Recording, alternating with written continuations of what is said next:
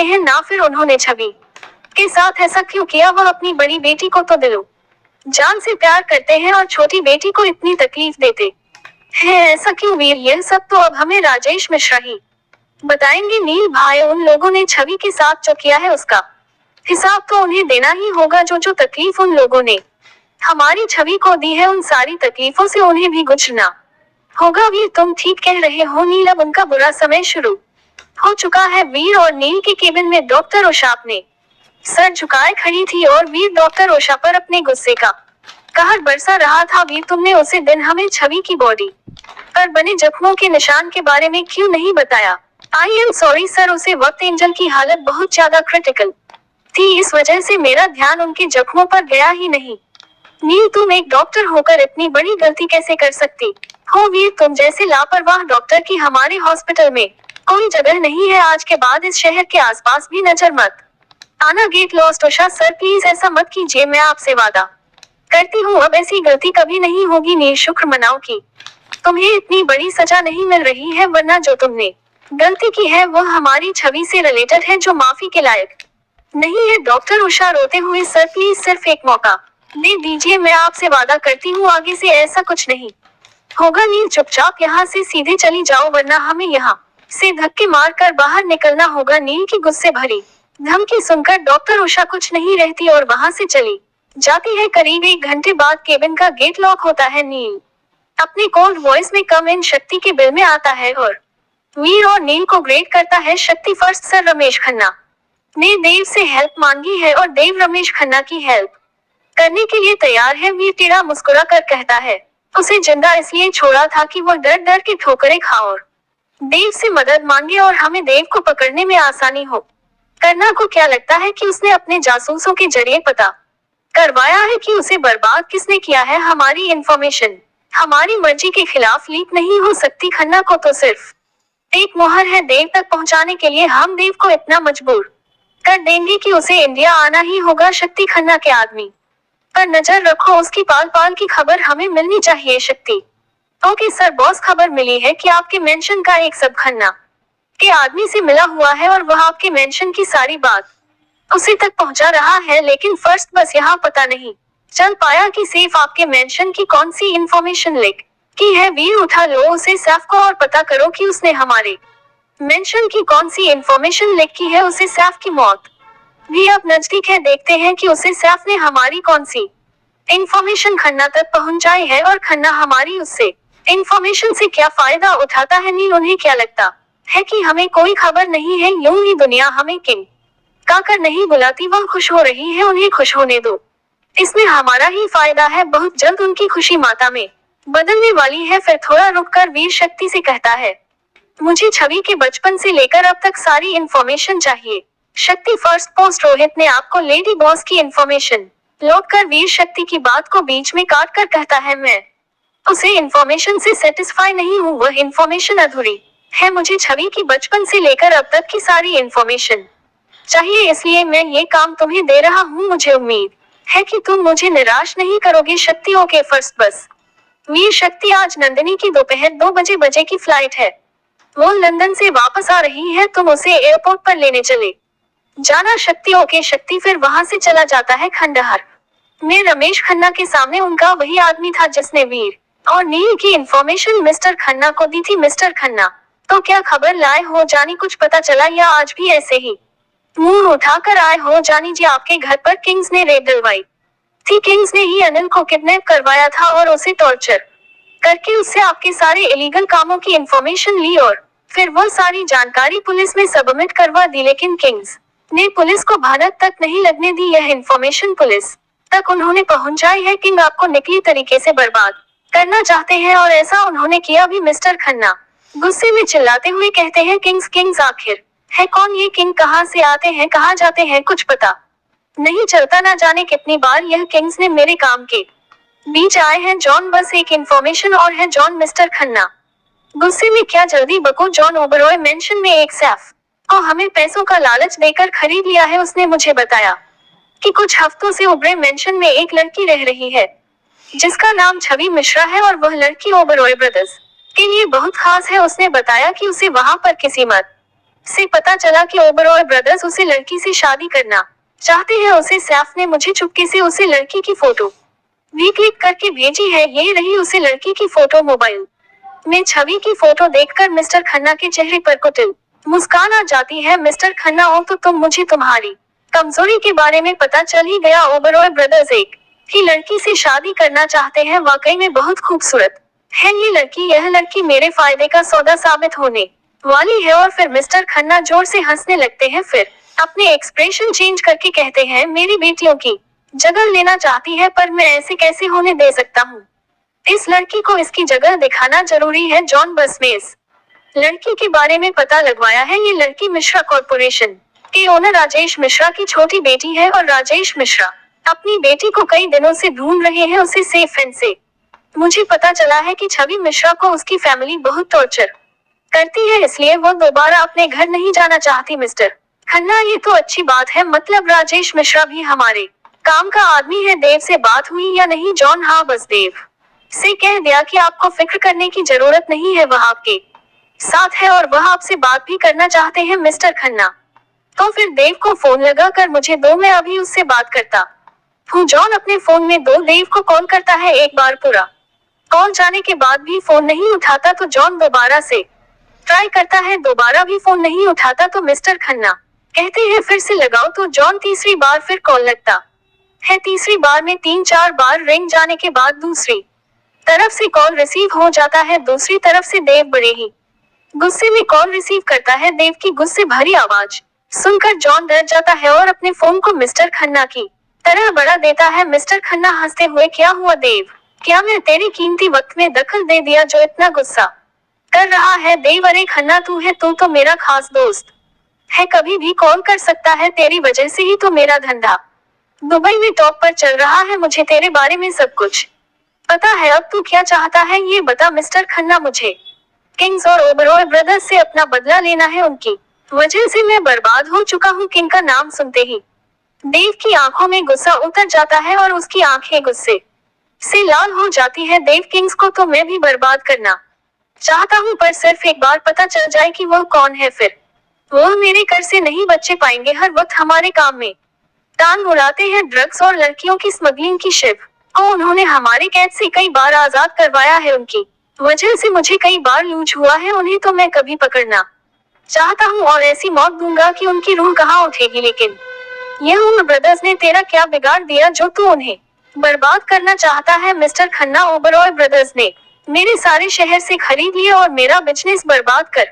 दिया। देव, तो तू क्या चाहता है? क्या मैं ऑपरेट ब्रदर को मरवा दूं? मिस्टर खन्ना, नहीं देव, वो दोनों मेरी बेटियों की पसंद है। मेरी बेटियां उनसे शादी करना चाहती है। मेरी बेटियों की उनसे शादी मेरे लिए भी बहुत फायदेमंद साबित होने वाली है। देव हंसते हुए, न जाने कितनी बेटियों की जिंदगी बर्बाद करने वाला अपनी बेटियों की जिंदगी आबाद करना चाहता है। मिस्टर खन्ना गुस्से में वह खिलाते हुए, मुझ पर उंगली उठाने से पहले तू अपने आप को देख। देवा, तू भी कोई दूध का दूल्हा नहीं है। और रही बात दूसरों की बेटियों की, तो मुझे उन बेटियों से कोई मतलब नहीं। मैं सिर्फ अपनी बेटियों की खुशी चाहता हूँ। देव, अरे तुम तो नाराज हो गए।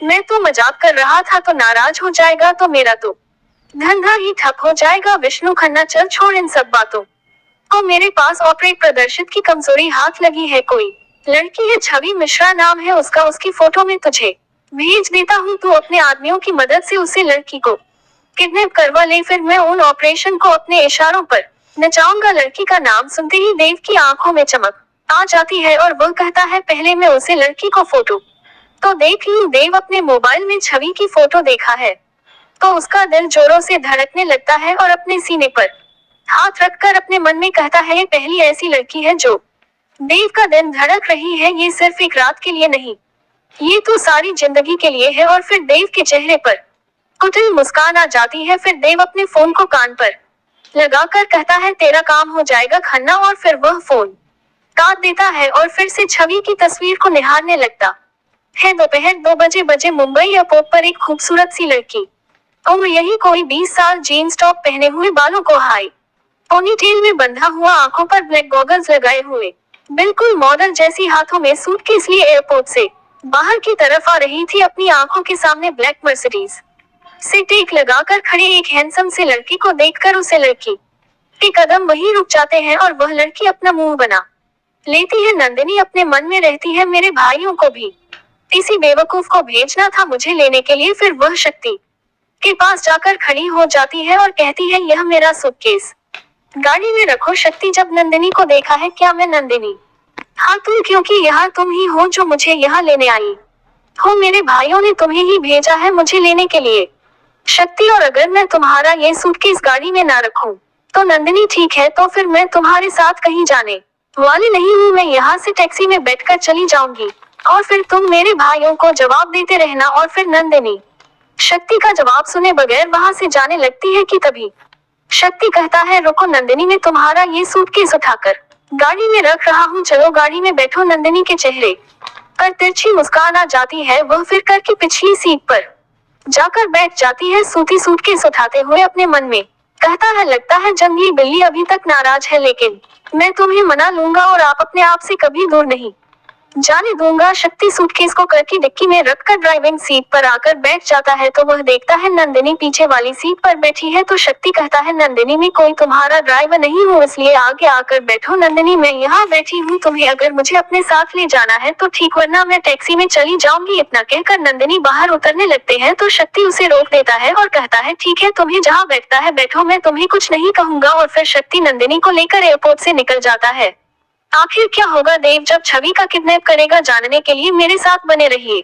गाड़ी में एकदम शांति पसरी हुई थी। नंदिनी कर की बैक सीट पर बैठे हुए अपने फोन की स्क्रीन पर अपनी उंगलियां घूम रही थी। उसने शक्ति को पूरी तरह से इग्नोर कर दिया और शक्ति ने यही सब बर्दाश्त नहीं हो रहा था। उसने मिरर से नंदिनी को कई बार देखा, लेकिन नंदिनी ने एक बार भी शक्ति को नहीं देखकर में पसरी हुई शांति को भंग करने के लिए शक्ति ने एक गाना प्ले कर दिया, हमें तुमसे प्यार कितना ये हम नहीं जानते। नंदिनी इरिटेट होकर, यह गाना बंद करो, मुझे ये गाना पसंद नहीं है। शक्ति के ऊपर मुझे तो बहुत पसंद है और मैं इसे बंद नहीं करूंगा। नंदिनी अपनी जगह से उठकर म्यूजिक प्लेयर बंद कर देती है और फिर अपनी जगह जाकर बैठ जाती है। शक्ति मिरर से नंदिनी को देखकर फिर से म्यूजिक ऑन करता है, तुम्हें कोई और देखे तो दिल जलता है। दिल गाने के बोल आगे बढ़ते उससे पहले ही नंदिनी फिर से म्यूजिक बंद कर देती है। शक्ति मिरर में से नंदिनी को गुस्से में घूमता है और गाड़ी को एक साइड पार्क करके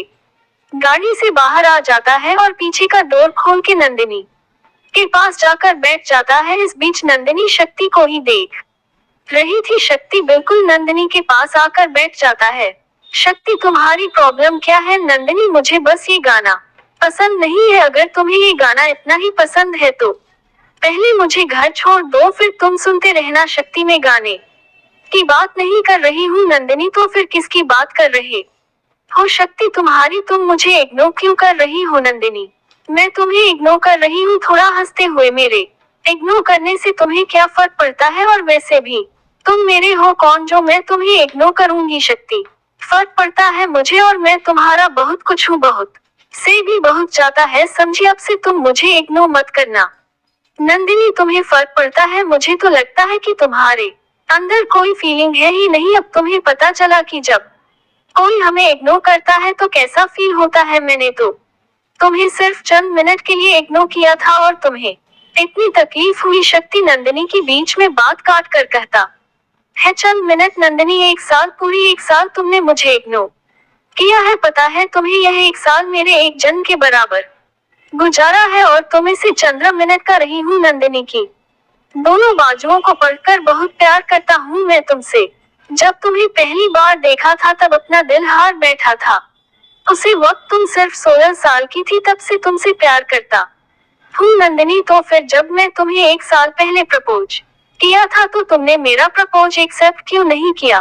क्यों मुझे ये कहकर तुमने इनकार कर दिया कि तुम्हारे दिल में मेरे लिए कोई फीलिंग्स नहीं है? तुम्हें पता है कितना बुरा लगता था मुझे? उसी वक्त पूरी रात नहीं सो पाई थी मैं और इसलिए मैं लंदन जाने का फैसला किया ताकि तुमसे दूर रह सकूं, तुम्हारी याद ना आए मुझे। लेकिन वहां भी मेरा दिल नहीं लगा, बड़ी मुश्किल से मैंने यह 1 साल वहां गुजारा है, इसलिए मैं वापस इंडिया आ गई। पर मैं सोच लिया था कि मैं तुमसे कभी बात नहीं करूंगी और ना ही कभी तुम्हारे सामने आऊंगी। लेकिन मेरी किस्मत देखो, मैं इंडिया जाकर सबसे पहले तुम्हारा ही चेहरा दिखा शक्ति। आई एम सॉरी नंदिनी, मुझ में हिम्मत नहीं थी तुम्हारा प्रपोज एक्सेप्ट करने कि मुझे डर था कि कहीं ये बात तुम्हारे भाइयों को पता चल गई तो पता नहीं वह कैसा रिएक्ट करेंगे, कहीं वह हम दोनों को अलग करना दे, इसलिए मैंने तुम्हें इनकार कर दिया। नंदिनी तो फिर अब यहाँ कहाँ से हिम्मत आ गई तुम्हारे अंदर? है इसकी दो वजह है। पहली वजह ये है कि तुमसे 1 साल दूर रहकर मुझे पता चल गया है कि मैं तुम्हारे बगैर नहीं रह सकता। तुम मेरी जिंदगी बन चुकी हो, तुम्हारे बिना मेरे लिए एक एक पल गुजारना मुश्किल है। तभी मैंने फैसला कर लिया था कि जब भी तुम वापस आओगी तो तुम्हें अपने दिल की बात बता दूंगा और कभी अपने आप से दूर नहीं जाने दूंगा। और दूसरी वजह ये, तुम्हारी दोनों देवी भाइयों को भी प्यार हो गया है। उन्हें देखकर मेरी और हिम्मत बढ़ गई। जब वह प्यार कर सकते हैं तो फिर मैं क्यों नहीं? नंदिनी क्या कहा तुमने? मेरे दोनों भाइयों को प्यार हो गया शक्ति? हाँ, एक बहुत ही खूबसूरत लड़की से उसे देखकर लगता है जैसे भगवान ने बहुत फुर्सत से बनाया हो, बिल्कुल आसमान से उतरी हुई परी की तरह लगती है वह। नंदिनी अपना मुंह बनाकर तुम मेरे सामने किसी और लड़की की तारीफ कर रहे हो क्या? वह लड़की मुझसे भी ज्यादा खूबसूरत है। शक्ति मुस्कुराते हुए,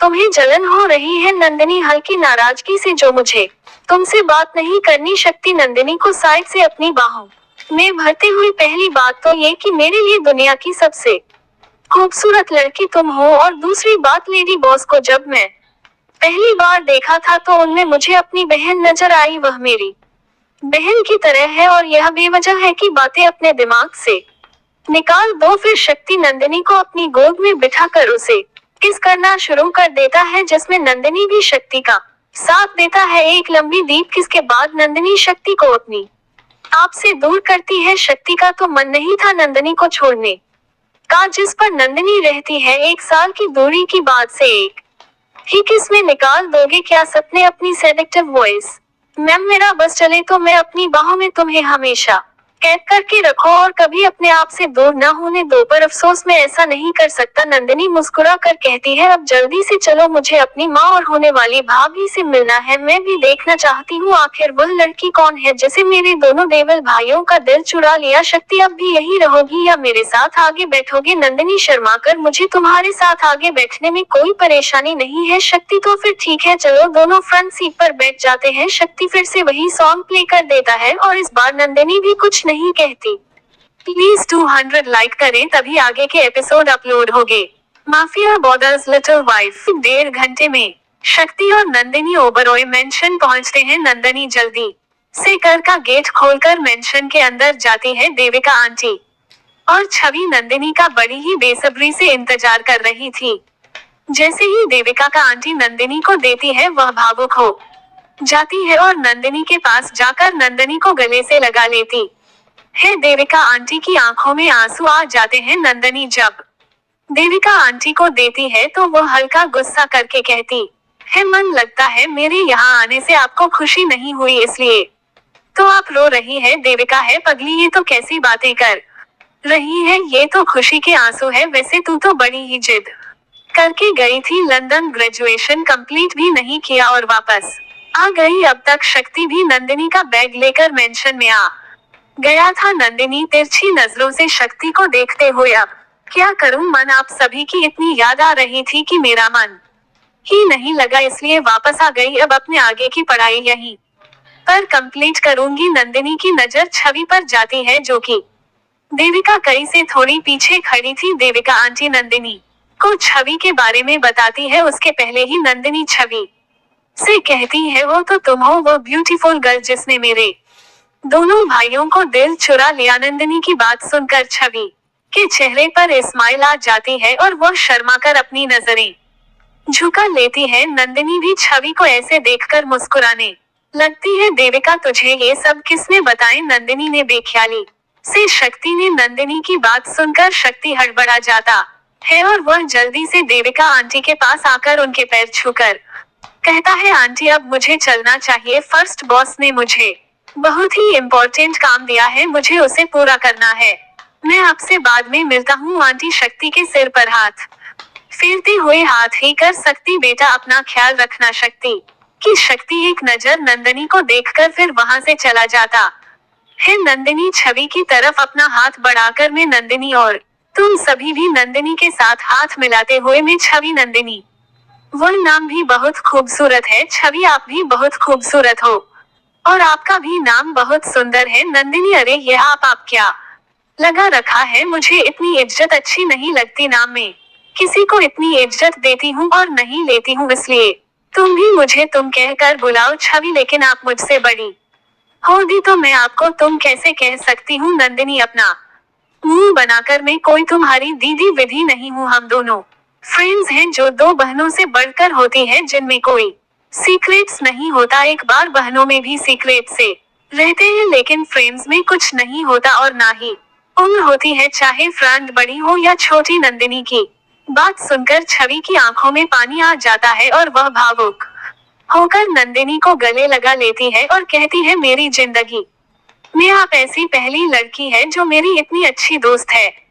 नंदिनी क्या तुम अब तक कोई भी दोस्त नहीं था? छवि नहीं, ऐसा क्यों सभी कुछ करती? उससे पहले ही देविका आंटी कहती है, नंदिनी तू इतना लंबा सफर करके आई है, थक गई होगी, जा पहले फ्रेश हो जा और फिर थोड़ा आराम कर लेना, तब तक मैं तेरे लिए कुछ खाने का बना देता हूँ। नंदिनी ठीक है, अभी मैं जा रही हूँ। फिर छवि की तरफ देखकर, मुझे तुम अपने सारे सीक्रेट बताओगे, समझी? छवि मुस्कुराकर नंदिनी फिर वहां से अपने रूम में चली जाती है फ्रेश होने के लिए। दूसरी तरफ ब्लैक हाउस नील ब्लैक ड्रेस पहने, चेहरे को ब्लैक मस्क से कर किए हुए अपनी किंग की कुर्सी पर पैर रखकर आराम से बैठा हुआ था। उसके सामने एक आदमी वीडियो से बना हुआ था, जमीन पर जख्मी हालत में पड़ा हुआ था। इस वक्त वीर अपने ऑफिस में इम्पोर्टेंट मीटिंग अटेंड कर रहा था, इसलिए ब्लैक हाउस में सिर्फ नील ही मौजूद था। शक्ति भी इस वक्त छवि की इंफॉर्मेशन कलेक्ट करने में लगा हुआ था।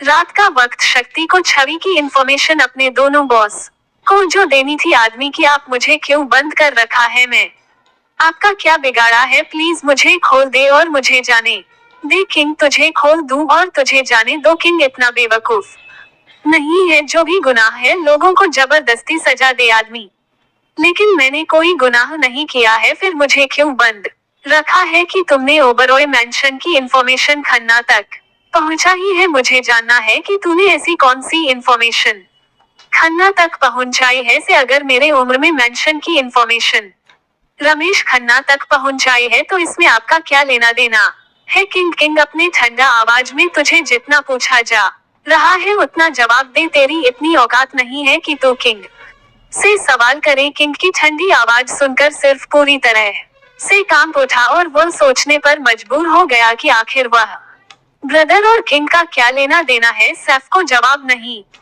देता देख किंग को और गुस्सा आने लगा। किंग शमशेर जल्दी से गर्म पानी लेकर आओ। किंग का ऑर्डर मिलते ही शमशेर आग में सुलगता हुआ सरिया लेकर आता है और कहता है, किंग और दर दीजिए। किंग ये ग्राम सया इसकी आंखों में डालो। इसकी हिम्मत कैसे हुई एम्प्लॉय मेंशन पर अपनी गंदी नजर डालने की, और जब तक यह अपनी जुबान ना खोल तब तक इसके जिसके हर हिस्से में ये ग्राम सरिया घुसो, सिर्फ गिरते हुए नहीं किंग ऐसा मत करो, मैं आपको सब कुछ बताने के लिए तैयार हूँ, प्लीज मेरे साथ ऐसा कुछ मत कीजिए। सैफ की बात सुनकर किंग के चेहरे पर तिरछी मुस्कान आ जाती है, लेकिन उसे कोई देख नहीं पाता क्योंकि किंग ने चेहरे पर मास्क लगाए हुआ था। किंग तो फिर जल्दी से अपना मुंह खोलो, सिर्फ ओबरॉय मेंशन में कुछ हफ्तों से एक लड़की रह रही है, मैंने उसे लड़की की इंफॉर्मेशन रमेश खन्ना तक पहुंचाई है और उसकी एक फोटो भी क्लिक करके उसको सेंड की है। से की बात सुनकर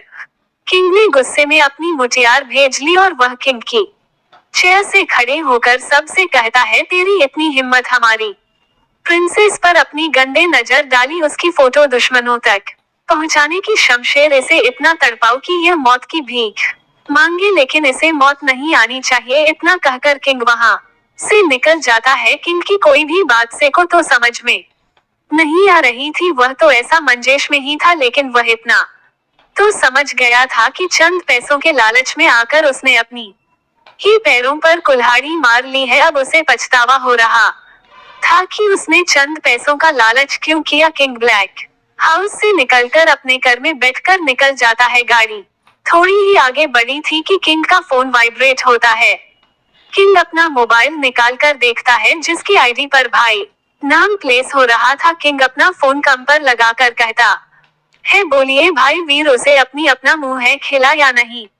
नील, उसे सैफ ने हमारी प्रिंसेस की इंफॉर्मेशन उस खन्ना तक पहुंचाई है और प्रिंसेस की फोटो भी उसने खन्ना को सेंड की है भाई। अब तक तो प्रिंस की फोटो देव तक पहुंच गई होगी। नील की बात सुनकर वीर अपने गुस्से को कंट्रोल करने के लिए अपनी आंखें कसकर बंद कर लेता है और फिर थोड़ी देर रुककर कहता है, तुम फिक्र मत करो नील, हमारे होते हुए किसी ने इतनी हिम्मत नहीं है जो हमारी छवि की तरफ अपनी गंदगी भी नजर डाल सके। हम छवि को हर तरह से प्रोटेक्ट करेंगे। हाँ भाई, आप ठीक कह रहे हैं, हमें प्रिंसेस की सेफ्टी के लिए सिक्योरिटी बढ़ानी होगी। अब तक तो प्रिंस मेंशन से कभी बाहर नहीं दी, लेकिन वो हमेशा मेंशन में तो नहीं रह सकती। कुछ ही दिनों में प्रिंस का कॉलेज जाना भी स्टार्ट हो जाएगा। वीर, नील सिर्फ सिक्योरिटी की छवि के लिए काफी नहीं है, हमें छवि के लिए कुछ ऐसा करना होगा कि छवि जहां भी जाए हमें पता चल जाएगी वह कहाँ है, लेकिन इस बात की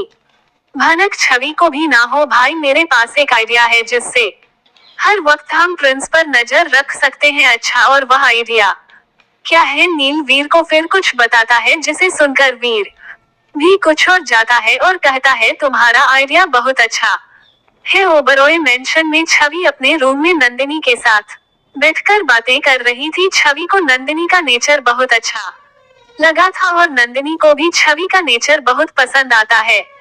इतने कम वक्त में दोनों ऐसे घुल मिल गई थी जैसे बरसों पुरानी दोस्तों। दोनों ने अब तक अपने सारे सीक्रेट एक दूसरे से शेयर किए थे। नंदिनी ने छवि को ये भी बता दिया था कि वह शक्ति से प्यार करती है और छवि ने नंदिनी को अपने बीते हुए कल के बारे में सब बता दिया, जिसे सुनकर नंदिनी बहुत अपसेट हो जाती है और कहती है, कितने जल हैं वो लोग, पता नहीं तुम इतने सालों तक उन लोगों के साथ कैसे रह रही थी। छवि, छोड़ो ना इन सब बातों को, अब मैं उन सब बातों को भूल चुकी हूँ और तुम भी उन बातों को भूल कर अपसेट मत हो। हम लोग दूसरी बातें करते हैं, ठीक है? तो फिर ये बताओ कि तुम्हारे दिल में मेरे भाइयों के लिए क्या फीलिंग है? छवि, मतलब मैं कुछ समझी नहीं। अरे मतलब कि तुम मेरे भाइयों से प्यार करती हो या नहीं? छवि, पता नहीं, मैं इस बारे में कुछ समझ नहीं पा रही हूँ। अच्छा, ये बताओ कि वीर भाई और नील भाई ने तुम्हें कभी कहा है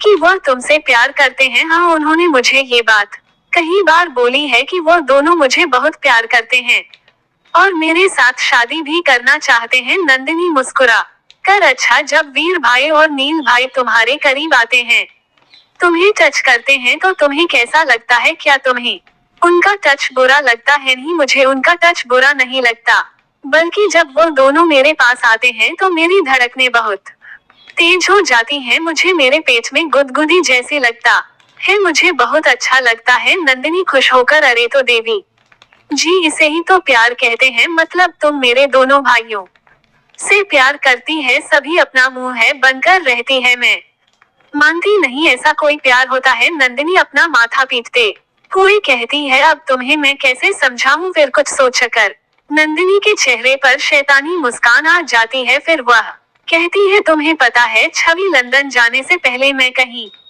बाहर ओबरॉय ऑफिस गई हूँ। वहाँ पर मैंने एक लड़की को कहीं बाहर वीर भाई और नील भाई के आगे पीछे घूमते देखा है। उसका नाम तो मुझे नहीं पता, लेकिन मैं उसकी हरकतों से बता सकती हूँ कि वह मेरे भाइयों को रिझाने की कोशिश कर रही थी।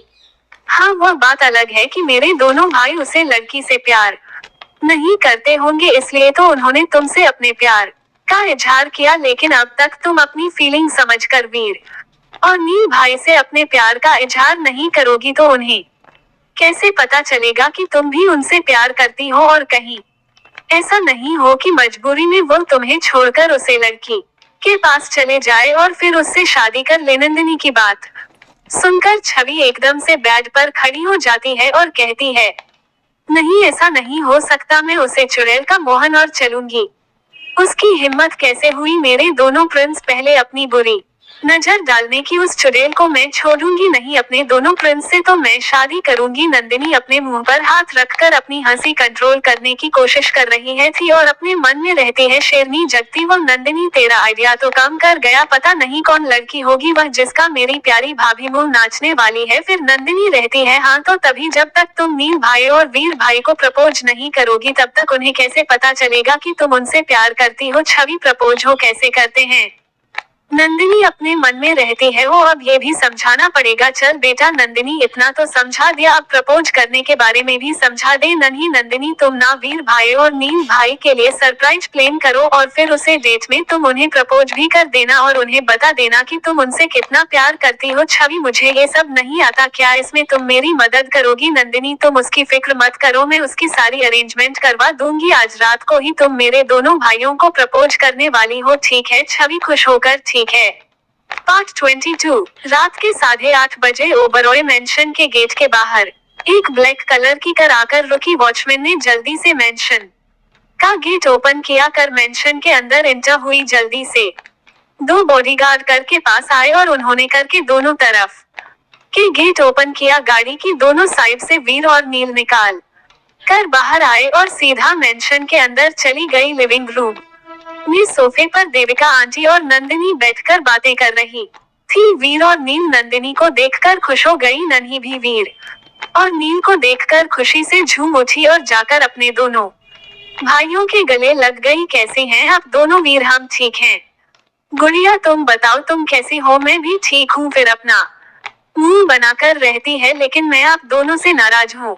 नील और हमारी गुड़िया हमसे क्यों नाराज है? नंदिनी, क्योंकि आप दोनों मुझसे प्यार नहीं करते। वीर, और तुम्हें ऐसा क्यों लगता है? क्योंकि आप दोनों को मेरी याद ही नहीं आई। मैं यहाँ दोपहर से आई हूँ और आप दोनों अब आ रहे हो। अगर आप मुझसे प्यार करते तो मेरे आने की खबर सुनते ही मुझसे मिलने आ जाते। नील, सॉरी गुड़िया, तुम्हें तो पता ही है ऑफिस में कितना काम रहता है। आज एक बहुत ही इम्पोर्टेंट मीटिंग थी, उसमें ही मुझे वक्त लग गया, इसलिए आने में भी आज थोड़ा लेट हो गई। चलिए ठीक है, मैंने आपको माफ किया, वह भी सिर्फ इसलिए क्योंकि मैं आज आप दोनों की वजह से बहुत खुश हूँ। वीर, कौन सी वजह से खुश हो? नंदिनी, आप दोनों ने मेरे लिए एक बहुत ही खूबसूरत भाभी ढूंढी है जो मुझे बहुत पसंद है। छवि का जिक्र सुनते ही वीर और नील के चेहरे पर दिलकश मुस्कान आ जाती है। फिर वो दोनों अपनी नजरों को चारों तरफ घूम कर देते हैं तो छवि कहीं पर भी नजर नहीं आती। तो नील कहता है, तुम छवि की बात कर रही हो, लेकिन वह कहाँ है? दिखाई क्यों नहीं दे रही? हम हर रोज आते हैं तो वो हमारा ही इंतजार कर रही होती है, लेकिन आज वह यहाँ नहीं है। तो कहाँ है? नंदिनी, अरे अरे, इतने सारे सवाल एक साथ। आज एक दिन अपनी प्रिंस को नहीं देखा तो उसे देखने के लिए इतने बेचैन हो रही हो। फिर हंसते हुए, चलो कोई ना, मैं आप दोनों की यह बेचैनी भी खत्म कर देता हूँ। आप दोनों की प्यारी छवि ऊपर टेरेस पर है, अभी टेरेस पर, लेकिन क्यों? अब वो आप दोनों ऊपर जाकर देख लो, मुझे नहीं पता। नंदिनी की बात सुनकर वीर और नील अपना मुंह बना लेते हैं। उन्हें देखकर देविका काकी भी अपने आप को हंसने से नहीं रोक पाई। फिर वीर और नील टेरेस पर जाने के लिए अपने कदम सीढ़ियों की तरह बढ़ा देते हैं। टेरेस पर पहुंचकर वह देते हैं कि वहां बहुत अंधेरा है। फिर अचानक से उन दोनों पर ही हल्की डिम लाइट पड़ती है। जब वो दोनों अपने ऊपर हल्की डिम लाइट देखते हैं तो हैरान हो जाते हैं। फिर अचानक से ही पूरे टेरेस पर रोशनी हो जाती है और उन दोनों पर गुलाब के फूलों की बारिश होने लगती है। वीर और नील एक दूसरे को हैरानी से देख रहे थे और सोच रहे थे कि यह सब क्या है। फिर अपने सामने का नजारा देखते हैं तो देखते ही रह जाते हैं। वीर और नील अपनी नजर चारों तरफ घूम कर देते हैं तो उसकी नजर साइड में खड़ी छवि पर जाती है जो उनकी तरफ पीठ करके खड़ी थी। छवि को देखकर दोनों के ही फेस पर स्माइल आ जाती है। वो दोनों समझ जाते हैं कि छवि ने ये सारा डेकोरेशन उनके लिए ही किया है, उन्हें प्रपोज करने के लिए, क्योंकि सामने बड़े बड़े अक्षरों में मैरी मी कटे लगा हुआ था। लेकिन फिर भी नील अनजान बनते हुए छवि के पास चला जाता है और उसकी कमर में अपनी मां ही लपेटकर उसके कामों में अपनी सेडेक्टिव वॉइस में कहता है, प्रिंसेस ये सब क्या है? और फिर वह छवि के कानों को चूम लेता है, जिस वजह से छवि के अंदर सिहरन सी दौड़ जाती है और उसकी आंखें खुद पर खुद बंद हो जाती है। छवि को अपने में खोया हुआ देख नील दोबारा से कहता है, बोलो ना छवि, यह सब क्या है? तुमने ये सब क्यों किया है? नील की बात सुनकर छवि झट से आंखें खोलता है और कहती है, कहना जरूरी है क्या? कुछ बातें ऐसे ही समझ लेना चाहिए। अब तक वीर भी छवि के पास आ चुका था, लेकिन कुछ बातें ऐसी होती है जिनका कहना जरूरी होता है। वीर छवि की बात सुनकर कहता है, जिन्हें सुनकर दिल को एक अलग ही एहसास होता है और उसे एहसास से दिल को सुकून मिलता है। वीर की बात सुनकर छवि के चेहरे पर मुस्कान आ जाती है। फिर वह वीर और नील दोनों का हाथ पकड़कर अपने साथ टेरेस के केंद्र में ले जाती है, जहां पर टेबल पर गुलाब के फूल रखे हुए थे। वो उन फूलों को उठाकर वीर और नील के सामने घुटनों पर बैठकर दोनों से कहती है, मुझे आप दोनों के साथ रहते हुए ज्यादा वक्त नहीं हुआ है, लेकिन फिर भी इन वक्त में आप दोनों में वह खुशियां दी है जिनकी मैंने कभी कल्पना भी नहीं की थी। मैंने तो सोच लिया था कि मेरे नसीब में कभी खुशियां है ही नहीं, लेकिन आप दोनों ने मेरी बेरंग जिंदगी में जाकर उसमें रंग भर दिए। शुरू में मुझे आप दोनों के साथ बहुत अनकंफर्टेबल लगता था, लेकिन धीरे धीरे मुझे आपकी आदत हो गई और कब मुझे आप दोनों से प्यार हो गया मुझे भी पता नहीं चला। लेकिन अब जब मुझे अपनी फीलिंग के बारे में पता चल गया है, तो मैं आपसे अपने इश्क का इजहार करती हूँ और आपसे कहना चाहती हूँ, विल यू मैरी मी? यह सब कहते वक्त छवि की आंखें भीग चुकी थी। छवि को इस तरह अपने घुटनों पर बैठे देख वीर और नीली छवि को उसके बाजू से पकड़कर खड़ा किया और छवि के हाथ से दोनों फूल ले लिए और फिर दोनों ने ही एक साथ छवि को अपने सीने से लगा लिया। छवि उन दोनों के हग करने से इस तरह से डॉक्टर की थी जैसे वो वहां है ही नहीं। थोड़ी देर ऐसे ही रहने के बाद दोनों छवि से अलग होते हैं और फिर नील के दिमाग में एक शर्त सोचती है। वह छवि से कहता है, वैसे छवि, अगर तुम्हें हम दोनों से शादी करने में अनकंफर्टेबल फील होता है तो तुम भाई से शादी कर सकती हो। भाई तुम्हें बहुत प्यार करते हैं। मैं पीछे हट जाऊंगा। नील की बात सुनकर वीर नील को कंफ्यूज होकर देखता है, तो नील वीर को अपनी एक आंख वीक करता है। नील का इशारा समझकर वीर भी छवि से कहता है, नहीं छवि, तुम मुझसे नहीं नील से शादी करो, क्योंकि वह तुम्हें मुझसे भी ज्यादा प्यार करता है। वह तुम्हें हर तरह से खुश रहेगा। वीर की बात सुनकर नील कहता है, नहीं प्रिंसेस, तुम भाई से शादी करो। अब उन दोनों में बहन से शुरू हो जाती है। नील वीर से कहता है, भाई आप छवि से शादी करोगे? तो वेद नील से कहता है, नहीं तुम छवि से शादी करोगी। उन दोनों की बहस से इरिटेट होकर छवि जोर से कहती है, अरे चुप हो जाओ आप दोनों। यह आप दोनों क्या बहस कर रहे हो? मैंने कब कहा कि मैं आप दोनों से शादी करने में अनकंफर्टेबल हूँ? मैं आप दोनों को प्रपोज किया है। मैं आप दोनों से शादी करूंगी। प्यार भी मैं आप दोनों से ही करती हूँ। अब इस बारे में कोई बहस नहीं होगी, समझे आप दोनों? छवि की बात सुनकर नील और वीर दोनों को हंसी आ जाती है, लेकिन वो दोनों अपनी हंसी कंट्रोल करके अच्छे बच्चे की तरह अपनी हाँ में गर्दन हिला देते हैं।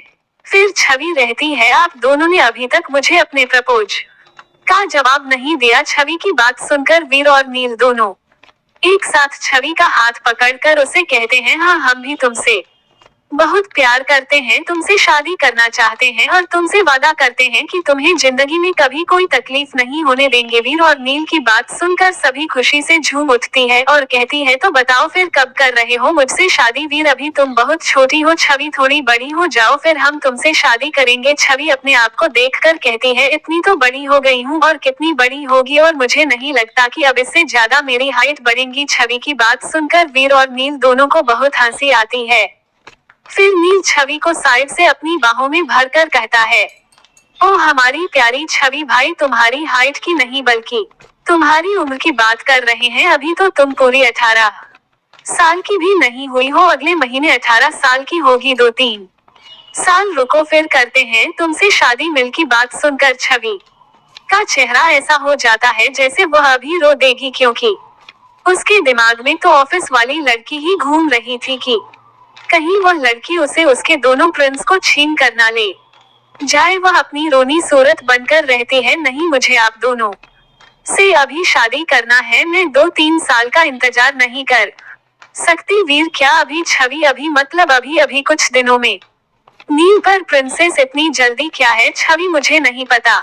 मैं कह दिया ना, मुझे आप दोनों से अभी कुछ दिनों में ही शादी करनी है, मतलब करनी है। वीर ठीक है, तुम इतना जिद कर रही हो तो हम तुमसे शादी करने के लिए तैयार है, लेकिन अभी कुछ दिनों में नहीं बल्कि अगले महीने, जब तुम पूरे 18 साल की हो जाओगी। 1 महीना तो रुक सकती हो ना? छवि मुस्कुरा कर हमें सर हिला देती है। वीर वैसे आज तुमने हमें बहुत ही खूबसूरत सरप्राइज दिया है, तो हमारा भी फर्ज बनता है कि हम भी तुम्हें एक खूबसूरत गिफ्ट दे। फिर वीर अपनी पॉकेट से एक छोटा सा बॉक्स निकलता है और उसे बॉक्स को वीर और नील दोनों अपने हाथ में पकड़कर छवि के सामने घुटने के बल बैठ जाते हैं और उसे बॉक्स को खोलकर छवि से कहते हैं, यह है हम दोनों की तरफ से तुम्हारे लिए। छवि जब उसे बॉक्स को देखते हैं तो देखते ही रह जाती है। उसमें एक बहुत ही खूबसूरत डायमंड रिंग थी जिसकी कीमत करोड़ों में थी। छवि यह सब देखकर बहुत खुश हो जाती है और खुशी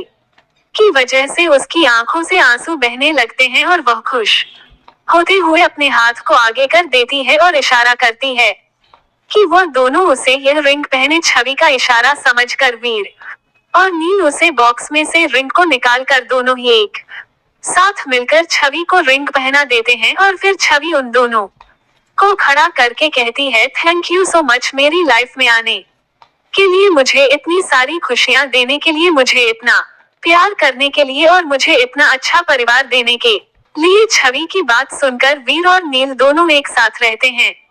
थैंक यू सो मच हमारी लाइफ में आने के लिए, हमें प्यार करने के लिए, हमें इतनी सारी खुशियां देने के लिए और हमें इतना अच्छा सरप्राइज देने के लिए। आखिरी वाली लाइन सुनकर छवि शर्मा जाती है और वह अपना सर शर्म से झुका लेती है। इस तरह शर्माने से छवि के गाल हो लाल हो गए थे। सभी को इस तरह देख वीर और नील दोनों को ही छवि पर बहुत प्यार आता है और वह छवि को फिर से अपनी बाहों में भर लेते हैं। फिर छवि रहती है, चलिए जल्दी से आप डिनर कर लीजिए, आज आप का डिनर मैंने अपने हाथों से बनाया है। वीर या नाराजगी से, क्या तुम्हें हमने पहले भी मना किया है ना? छवि यह सब काम करने से तुम सुनती क्यों नहीं हो? छवि मुझे पता है वीर, आपने मुझे कुछ भी काम करने से मना किया है, लेकिन आज मैंने ये सारा डेकोरेशन खुद आप दोनों के लिए किया है, तो फिर मैं डिनर किसी और को क्यों बने देती? आज मेरे हाथों का डिनर कर लीजिए प्लीज। नींद ठीक है, चलो वैसे भी मुझे बहुत भूख लगी है। वीर और नील छवि तीनों ही डिनर टेबल पर बैठ जाते हैं और चाबी वीर और नील को डिनर सर्व करती है और अपनी प्लेट में भी डिनर सर्व कर लेती है। वीर और नील दोनों ही अपने हाथों से छवि को खाना खिलाते हैं और छवि भी अपने हाथों से दोनों को खाना खिलाती है। अभी छवि ने सिर्फ 2 बीते ही खाई थी कि अचानक छवि को अजीब सा फील होता है और वह अपने मुंह पर हाथ रखकर वहां से उठकर टेरेस पर बने वॉशरूम में चली जाती है। वीर और नील छवि को इस तरह भागते देखकर परेशान हो जाते हैं और वह भी छवि के पास चले जाते हैं। वॉशरूम में वॉश बेसिन में छवि वो वोमिटिंग कर रही थी। नील छवि की पीठ को रब करने लगता है। वो वोमिटिंग करते हुए छवि की हालत बहुत ज्यादा खराब हो गई थी। थोड़ी देर में छवि अपने चेहरे को धोकर वॉशरूम से बाहर आती है, लेकिन अचानक उसे चक्कर आ जाते हैं और वह बेहोश होकर गिर जाती है। लेकिन वो गिरती उससे पहले ही नील छवि को अपनी बाहों में थाम लेता है। वीर और नील छवि को इस तरह देखकर घबरा जाते हैं, तो वीर कहता है, नील तुम छवि को लेकर रूम में जो, मैं डॉक्टर को कॉल करता हूँ। नील छवि को अपनी बाहों में उठा लेता है और नीचे अपने रूम में लेकर जाता है। छवि को इस तरह नील की बाहों में बेहोश देख नंदिनी और देविका आंटी भी घबरा जाती है और देविका आंटी नील से पूछता है, बेबी जी को क्या हुआ? तो नील कहता है, पता नहीं आंटी, छवि को अचानक से वो वोमिटिंग स्टार्ट हो गई और फिर उसके बाद वह बेहोश हो गई। नील जल्दी से छवि को बेड पर लेट देता है। करीब 20 मिनट में ही डॉक्टर वहां पर आ जाती है और सभी को रूम से बाहर जाने को कहती है। डॉक्टर की बात सुनकर सभी रूम से बाहर आ जाते हैं और फिर डॉक्टर छवि का जयपुर कब करने लगती है। थोड़ी देर बाद डॉक्टर वीर और नील के पास आकर रहती है, कंग्रेचुलेशन मिस्टर ओबरॉय से इज प्रेग्नेंट। डॉक्टर तनु की बात सुनकर वीर और नील के चेहरे पर कोई भाव नहीं था, क्योंकि उन्हें पता था कि यह सब उसे रात का ही नतीजा है। लेकिन देविका आंटी और नंदिनी को तो जैसे सदमे में ही चली गई थी वो दोनों, वीर और नील को एक तक देख रही थी। देविका आंटी के मन में तो न जाने कितने सवाल उमड़ रहे थे, लेकिन नंदिनी के सामने उन्होंने चुप रहना ही ठीक समझा। डॉक्टर तनु, देखिए मिस्टर ओबरॉय, इन्हें थोड़ी वीकनेस है, ब्लड प्रेशर थोड़ा सा डाउन होने की वजह से इन्हें चक्कर आ गई और यह बेहोश हो गई। प्रेगनेंसी में ऐसा अक्सर होता रहता है, ब्लड प्रेशर का थोड़ा बहुत घटना बढ़ाना नॉर्मल है, इसलिए घबराने की कोई जरूरत नहीं है। मैं कुछ मेडिसिन लिख रही हूँ, आप इन्हें टाइम पर देते रहना। डॉक्टर तनु प्रिस्क्रिप्शन वीर को दे देती है और फिर वहाँ से चली जाती है। डॉक्टर के जाने के बाद देविका आंटी नंदिनी से कहती है, नंदिनी तुम अपने रूम में जाओ और आराम करो। देविका आंटी की बात सुनकर नंदिनी भी वहाँ से अपने रूम में चली जाती है। देविका आंटी, वीर बाबा ये सब क्या है, ये डॉक्टर क्या कह रही है, बच्चे की प्रेग्नेंट है आप? आंटी आगे कुछ कहती उससे पहले ही वीर कहता है, मुझे पता है आपके में इस वक्त कई सारे सवाल है, लेकिन मैं अभी आपके किसी भी सवालों के जवाब नहीं दे सकता। हम इस बारे में कल बात करेंगे, आप अभी अपने रूम में जाकर आराम कीजिए। वीर की बात सुनकर आंटी आगे कुछ नहीं कहती और अपने कमरे में चली जाती है। नील वीर से कहता है, भाई आज छवि हमें सरप्राइज पर सरप्राइज दे रही है। वीर, नील, छवि का इतने कम उम्र में इतनी जल्दी प्रेग्नेंट होना क्या सही है, हमें इस बच्चे को अवॉइड करना होगा। नील, What are you saying, bro? How can you think like this about your baby? I don't agree with you. I will never let that happen. Veer, why do not you understand me? I want the image of myself giving birth to our baby, but when she matures. छवि अभी खुद आए एक बच्ची है, उसे तो pregnancy के बारे में कुछ पता ही नहीं। अरे उसे तो अभी तक ये भी नहीं पता कि उसे रात उसके साथ हमने क्या किया है, जिसकी वजह से आज वह प्रेग्नेंट हो चुकी है। पता नहीं जब छवि को इस बारे में पता चलेगा तो वह कैसा रिएक्ट करेगी, क्या वह हमें माफ कर पाएगी? नील, ठीक है, हम पहले इस बारे में छवि से बात करेंगे, अगर वह एग्री है तो मुझे भी कोई एतराज नहीं है। उसे हम समझाएंगे कि हमने उसके साथ जो भी किया वो सब नशे में किया। मुझे यकीन है कि वो हमें जरूर समझेगी और हमें माफ भी कर देगी। वीर कुछ कहने वाला होता है कि उसका मोबाइल वाइब्रेट होने लगता है। वह अपनी पॉकेट से मोबाइल निकाल कर देखता है तो उसे पर शक्ति का कॉल आ रहा था। वीर कॉल रिसीव करता है तो उधर से शक्ति कहता है, फर्स्ट बस मेरे पास लेडी बॉस की इंफॉर्मेशन की फाइल है, अगर आपकी परमिशन हो तो क्या अभी मैं मेंशन आ जाऊं? वीर अपनी घड़ी में टाइम देखकर कहता है, शक्ति इस वक्त तो रात के 11 बजे बज रहे हैं, अगर रात के 2 भी बज रहे होते तो भी मैं तुम्हें छवि की इंफॉर्मेशन लाने के लिए कहता, क्योंकि मुझे जल्द से जल्द छवि की इंफॉर्मेशन चाहिए। शक्ति, ओके, फर्स्ट बस में बस से 20 मिनट में आ रहा हूँ। वीर, अगर तुम 20 मिनट के बजाय 10 मिनट में पहुँचने हो तो तुम्हारे लिए ज्यादा बेहतर होगा। इतना कहकर वीर कॉल कट कर देता है और अपने मोबाइल अपने पॉकेट में डालकर वहाँ से स्टडी रूम में चला जाता है। वीर को जाता देख नील भी वीर के पीछे पीछे स्टडी रूम में आ जाता है। आखिर क्या है छवि की असली पहचान? क्या छवि को जब पता चलेगा कि वो प्रेग्नेंट है तो क्या करेगी? जानने के लिए मेरे साथ बने रहिए। स्टोरी लव हॉट 100 लाइक करें तभी आगे के एपिसोड अपलोड होंगे। प्लीज लाइक एंड कमेंट करें। 10 मिनट बाद स्टडी रूम में शक्ति इस वक्त नील और वीर के सामने एक फाइल लेकर खड़ा था। उसकी सांसें बहुत तेज चल रही थी। शक्ति वीर को एक फाइल देता है जिसमें छवि की इंफॉर्मेशन थी। वीर शक्ति को बोलने का इशारा करता है। शक्ति थोड़ी देर रुककर एक लंबी सांस लेता है और फिर बोलना शुरू करता है। फर्स्ट बॉस लेडी बॉस शरद दीवान की नातिन है और संजना दीवान की बेटी है। नील वोट प्रिंस शरद दीवान की नातिन है। क्या ये वही सारे दीवान हैं जो बिजनेस वर्ल्ड के किंग कहलाते थे, जिन्होंने 13 साल पहले अपनी बेटी के सुसाइड करने की वजह से डिप्रेशन में आकर खुद भी सुसाइड कर लिया? शक्ति की सेकंड पोस्ट, यह वही शरद दीवान है। शरद दीवान की करोड़ों रुपए की प्रॉपर्टी है जो लेडी बॉस के नाम पर है, जो उन्हें उनके पूरे 21 साल हो जाने के बाद मिलने वाली है। लेकिन फिलहाल अभी यह प्रॉपर्टी गवर्नमेंट के अंदर में है। लेडी बॉस की प्रॉपर्टी का कुछ हिस्सा राजेश मिश्रा के पास है, जो उन्हें गवर्नमेंट से रिक्वेस्ट करने पर मिला है। राजेश मिश्रा ने कोर्ट में यह अपील पेश की है कि वह रेडी बस के फादर है, इसलिए उन्हें उनकी प्रॉपर्टी का गार्जियन बनाया जाए। लेकिन प्रॉपर्टी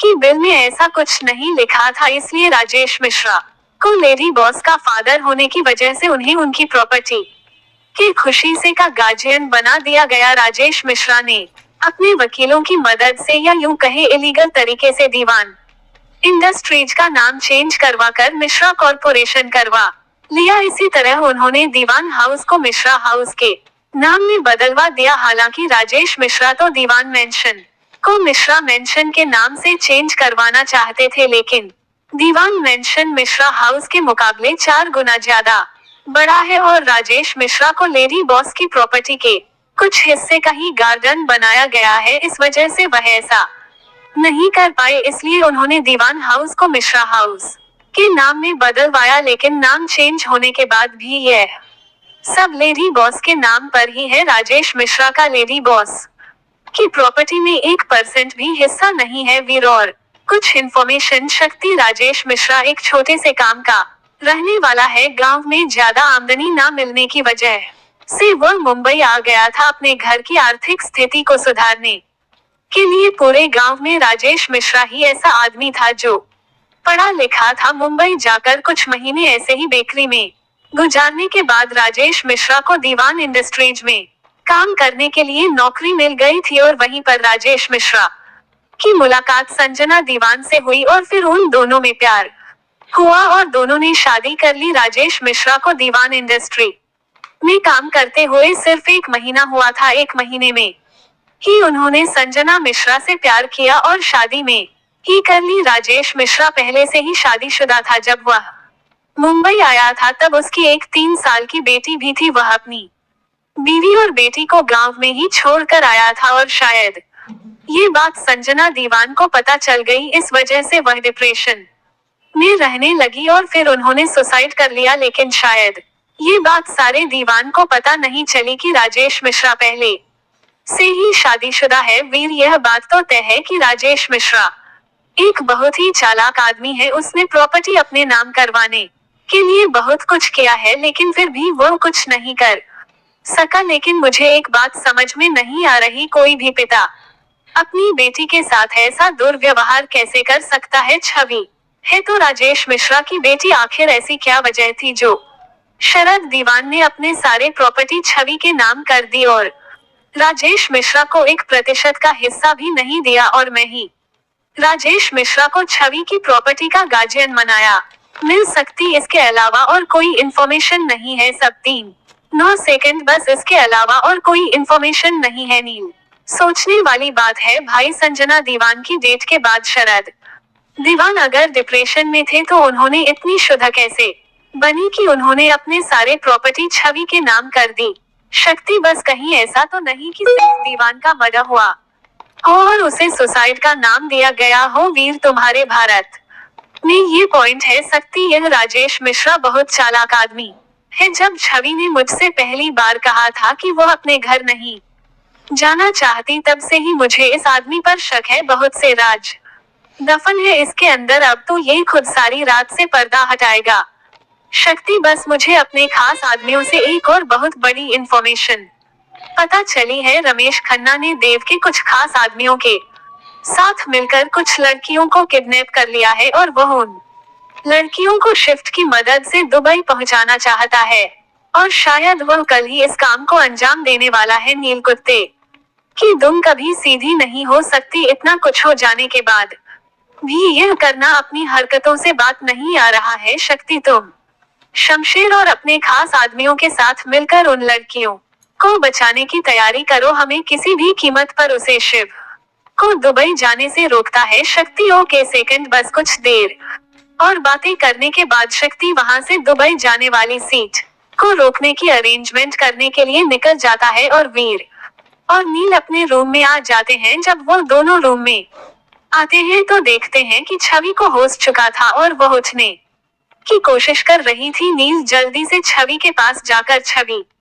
को संभालते हुए कहता है, छवि तुम उठ क्यों रही हो? तुम्हें आराम की जरूरत है। छवि, मुझे क्या हुआ है? नींद में यहाँ आपके रूम में कैसे आई? नींद उल्टी करने के बाद तुम बेहोश हो गई थी और मैं तुम्हें यहाँ ले आया। वीर छवि के पास बेड पर बैठते हुए कहता है, अब कैसा लग रहा है तुम्हें? छवि, हाँ अब थोड़ा ठीक लग रहा है, लेकिन मुझे क्या हुआ है आप बताइए ना। वीर, तुम प्रेग्नेंट हो। छवि, क्या यह आप क्या कह रहे हैं? वीर, मैं प्रेग्नेंट कैसे हो सकती हूँ? मेरी तो अभी शादी भी नहीं हुई है। प्रेग्नेंट तो शादी के बाद ही होते हैं ना, फिर मैं शादी से पहले प्रेग्नेंट कैसे हो सकती हूँ। ये सब कहते वक्त छवि की आंखों से आंसू गिरने लगते हैं। वीर, प्रेग्नेंट होने के लिए शादी का होना जरूरी नहीं होता, सभी अपने आंसू पोंछते हुए। तो फिर क्या जरूरत होती है। वीर फ्रस्ट्रेशन में अपनी आंखें बंद कर लेता है और मेल से कहता है, भाई मैं समझता हूँ नील, देखो छवि तुम्हारे टमी में जो बच्चे हैं। वीर की तरफ देखते हुए, वह हम दोनों का है। उसे रात होटल प्लाजा में तुम गलती से हमारे रूम में आ गई थी। हम दोनों को ड्रग्स दिया गया था और तुम्हें भी ड्रग्स दिया गया था, और ड्रग्स के नशे में ही हमने तुम्हारे साथ वह सब किया जो हमें नहीं करना चाहिए था। इस वजह से ही आज तुम प्रेग्नेंट हो। मैं इससे ज्यादा तुम्हें और कुछ नहीं समझ सकता, क्योंकि वक्त के साथ साथ तुम खुद सब बातों को समझने गोगी। छवि, हम मानते हैं कि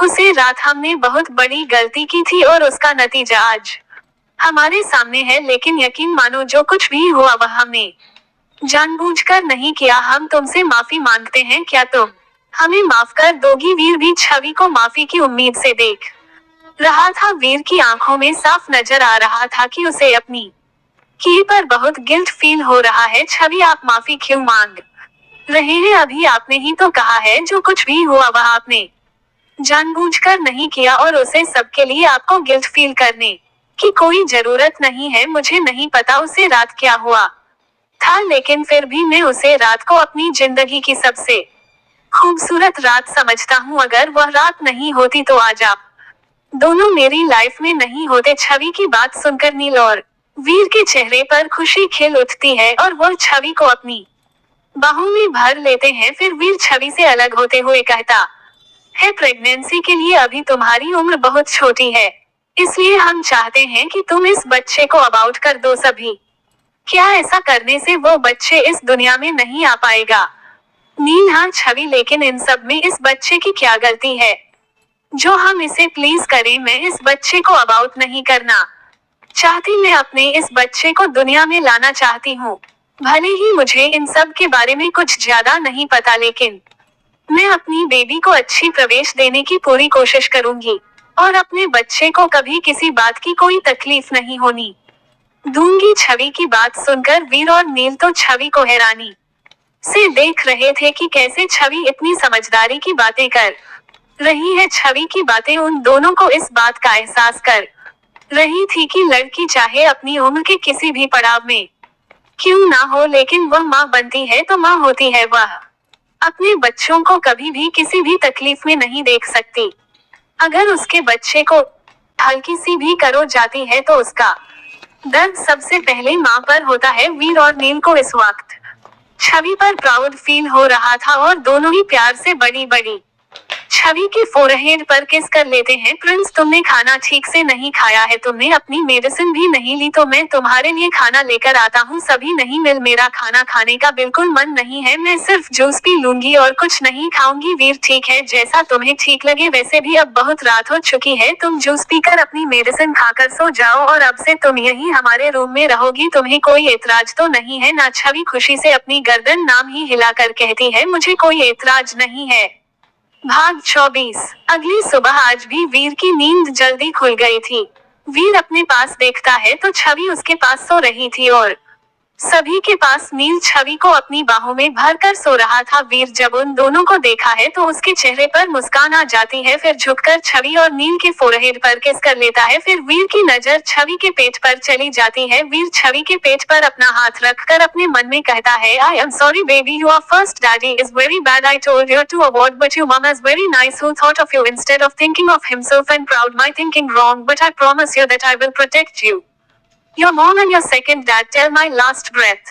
फिर वीर झुकर छवि के पेट पर किस कर लेता है और फिर उठकर वॉशरूम में चला जाता है। छवि की भी आदत जल्दी उठने की थी, इसलिए वह भी कसमसा कर अपनी आंखें खोलकर देती है तो उसको नील का हैंडसम फेस नजर आता है। नील सोते हुए बहुत मासूम लग रहा था। उसके सिर के बाल उसके माथे पर आ रहे थे जो नील को बहुत आकर्षित बना रहे थे। छवि नील को सोते हुए देखकर मुस्कुराने लगती है। फिर अचानक से उसे पता नहीं क्या होता है कि वह हल्के से अपनी गर्दन उठाकर नील के फोरहेड पर किस कर लेती है और फिर बारी बारी उसकी दोनों आंखों को चूम लेती है और फिर छवि की नजर नील के पतले हल्के पिक होठों पर ठहर जाती है। छवि को अनिल के होंठ बहुत ही आकर्षित लग रहे थे। सभी देखते हैं नील अभी सो रहा है तो वह हल्के से झुककर मिल के होठों को अपने होठों से छू लेती है तो नील अपनी आंखें बंद किए हुए ही कहता है, तुम मेरी नींद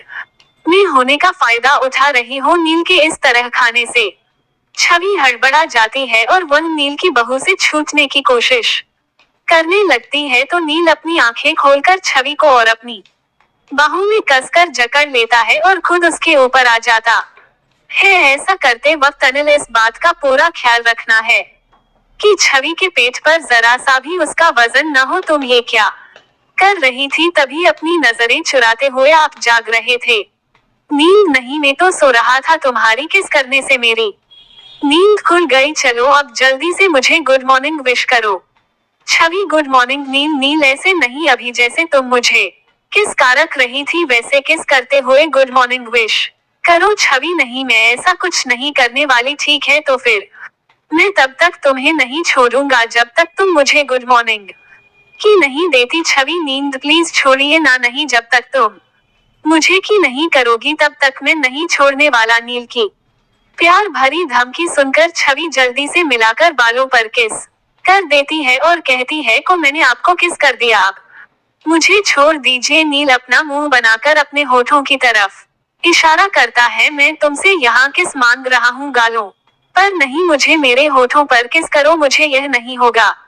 दिल मुस्कुराते हुए, तुम बस शुरुआत कर दो, आगे मैं संभाल लूंगा। तभी धीरे से मिलकर होठों पर एक छोटा सा सॉफ्ट कैसे कर देती है, लेकिन छवि नील से दूर होती उसके पहले ही नील छवि के होठों को अपने होठों की गिरफ्त में ले लेता है और उसे किस करना शुरू कर देता है। नील छवि को किस करते हुए छवि के शर्ट के बटन खोलने लगता है। धीरे धीरे वह शर्ट के सारे बटन खोल देता है। अब नील छवि की कमर पर अपने हाथ ले जाकर उसकी कमर को सहलाने लगता है। छवि भी नील की किस्म को गई थी। छवि का एक हाथ नील के बालों में घूम रहा था, दूसरा हाथ नील की पीठ पर था। छवि का साथ पाकर नील और ज्यादा एक्साइटेड हो गया और निकले अब छवि के होठों को छोड़ उसकी गर्दन पर किस करने लगता है और धीरे धीरे वह छवि के बोला कौन को सब करने लगता है और हल्का हल्का वाइट भी करता है, जिससे छवि की शिष्या और लंबी लंबी सांस ले रही थी।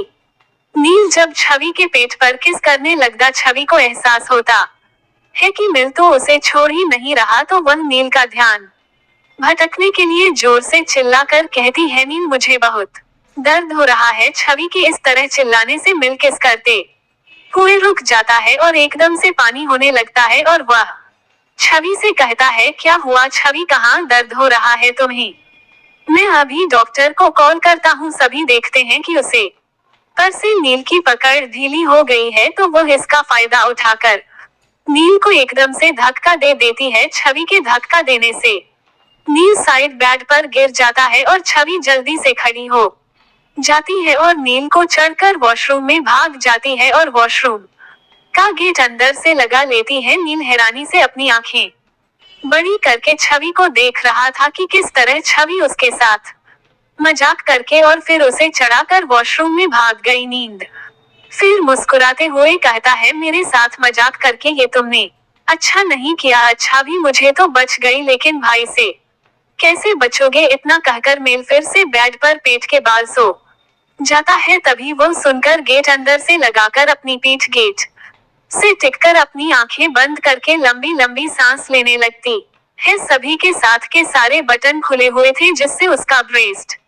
और पेट पूरी तरह से रिवील हो रहा था। छवि ने इस वक्त रेड कलर की ब्रा पहन रखी थी। लंबी लंबी सांस लेने की वजह से छवि का ब्रेस्ट ऊपर नीचे हो रहा था। तभी अपने आप को कंट्रोल कर अपनी आंखें खोलता है तो वीर उससे थोड़ी दूर पर ही खड़ा था। उसे ऐसे देखकर सोच हो गई, वीर अब तक नहा चुका था और वो अपनी कमर पर टॉयलेट बैठकर खड़ा था और रूम में आने वाला था कि लेकिन अचानक छवि को इस तरह वॉशरूम में देखकर सॉफ्ट हो गया था। छवि भी वीर को देखकर सॉफ्ट हो जाती है और फिर कुछ ही देर में अपने सैमसंग में आकर रहती है। आई एम सॉरी वीर, मुझे नहीं पता था आप वॉशरूम में हो। इतना कहकर जैसे ही छवि गेट खोलकर बाहर जाने वाली होती है, वीर जल्दी से छवि का हाथ पकड़कर उसे अपनी तरफ खींच लेता है। इस तरह वीर के खींचने से छवि सीधा वीर के सीने से जा लगती है। वीर भी अभी अभी सागर लेकर आया था, इस वजह से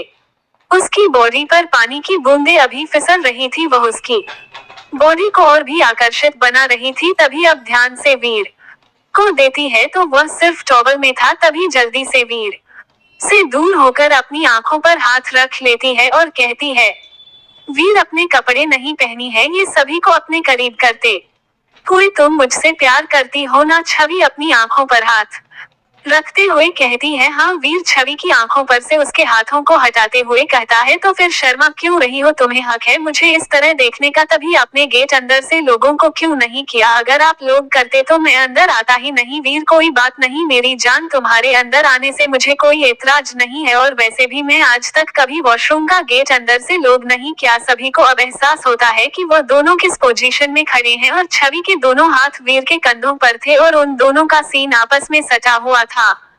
छवि को इस तरह बहुत शर्म आ रही थी, इसलिए वह वीर से छूटने की कोशिश करने लगती। वीर जब देखा है कि छवि उसे छूटने की कोशिश कर रही है तो उसकी पकड़ छवि पर और भी ज्यादा टाइट हो जाती है। वीर एक हाथ से छवि की कमर को पकड़कर और दूसरे हाथ से छवि के चेहरे को थोड़ी से पकड़कर ऊपर करता है और फिर अपनी होंठ छवि के होठों पर रखकर उसे किस करना शुरू कर देता है। छवि को वीर के किस करने से फ्रिज हो गई थी कहाँ, तो वह उसे छूटने की कोशिश कर रही थी, लेकिन अब वीर ने उसे वह टाइट पकड़ लिया और उसे किस करना शुरू कर दिया। वीर छवि को किस करते हुए छवि के शर्ट को निकाल देता है। फिर वीर की इतनी डीप किसे की वजह से छवि को सांस लेने में प्रॉब्लम होने लगी थी, तो वीर सभी को छोड़कर उसकी गर्दन पर किस करने लगता है। छवि की पकड़ वीर के कंधों पर काश जाती है। वह अपने नाखून वीर के कंधों में दशा रही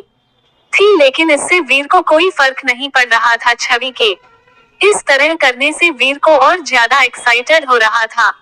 वो गर्दन पर किस करते हुए कौन और बहन पर किस करने लगता है और छवि वीर से कहती है, वीर प्लीज रुक जाइए। फिर छवि को किस करते हुए कहता है, क्यों, क्या हुआ मेरी जान? क्या तुम्हें मेरा इतना करीब आना पसंद नहीं है? ऐसी बात नहीं है वीर छवि को देखते हुए, तो फिर क्या बात है? छवि शर्मा कर अपनी गर्दन झुका लेती है और कहती है, मुझे फ्रेश होना है। वीर तो हो जाओ, मुझे कोई प्रॉब्लम नहीं है, प्लीज वीर आप जाइए ना। वीर सभी के शर्म से लाल चेहरे को देखकर मुस्कुरा देता है और कहता है, ठीक है मैं जा रहा हूँ। वीर जैसे ही छवि से अलग होता है, छवि जल्दी से अपनी ब्रा को पकड़ लेती है और धीरे से छवि के पीछे जाकर उसकी पीठ पर अपनी होंठ रखे पर उसे किस कर लेता है और फिर वह सुन से बाहर निकल जाता है। तभी जल्दी से वॉशरूम का गेट लगती है और फिर मुस्कुराकर कहती है, ये दोनों किसी दिन मेरी जान ले लेंगे। थोड़ी देर बाद छवि नहाकर टॉवल लपेट लेती है और फिर वह धीरे से दरवाजा खोलकर अपनी गर्दन बाहर निकाल कर देती है, तो रूम में कोई नहीं था। छवि चैन की सांस लेती है और धीरे से रूम में आती है। छवि के कपड़े बेड पर रखे हुए थे, वो जल्दी से अपने कपड़े उठाकर क्लोज शेड में चली जाती है। वीर जब नहाकर बाहर आया था तो वह तैयार होकर छवि के रूम से उसके कपड़े ले आया और नील को उठाकर उसे दूसरे रूम में फ्रेश होने के लिए भेज दिया।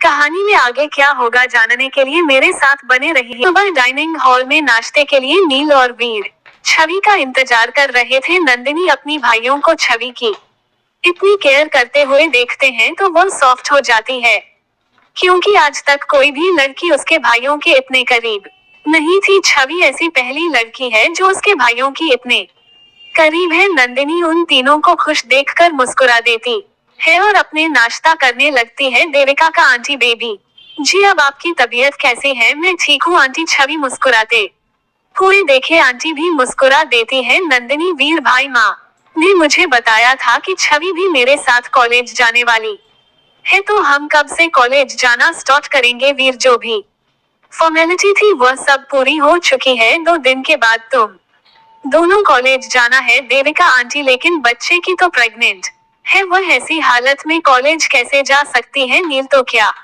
हुआ आंटी? अभी छवि की प्रेगनेंसी की स्टार्टिंग ही है, जब टाइम ज्यादा हो जाएगा तब छवि मेंशन से ही अपनी पढ़ाई कंप्लीट करेगी, और वैसे भी फाइनल एग्जाम छवि की डिलीवरी के बाद होने वाले हैं तो हम टेंशन की कोई बात ही नहीं है नंदिनी। मतलब हमारे पास सिर्फ 2 दिन बचे हैं और हमने अभी तक अपने कॉलेज की तैयारी भी नहीं की है। छवि आज हम दोनों शॉपिंग पर चलेंगे। मैं तो अपने लिए बहुत सारी ड्रेस लेने वाली हूँ, हर दिन अलग अलग ड्रेस पहनकर जाऊंगी। वीर, तुम्हें शॉपिंग पर जाने की कोई जरूरत नहीं है, जो भी चीज की जरूरत है वो लिस्ट बनाकर रोहित को दे देना, तुम्हारा सारा सामान यहीं पर आ जाएगा। छवि प्लीज वीर जाने दीजिए ना, मेरा भी बहुत मन है कि मैं बाहर की दुनिया देखूं। मैं कभी बाहर नहीं गई और यहाँ मेंशन में आए हुए भी मुझे कितना वक्त हो गया है, लेकिन मैं यहाँ से कभी भी बाहर नहीं गई।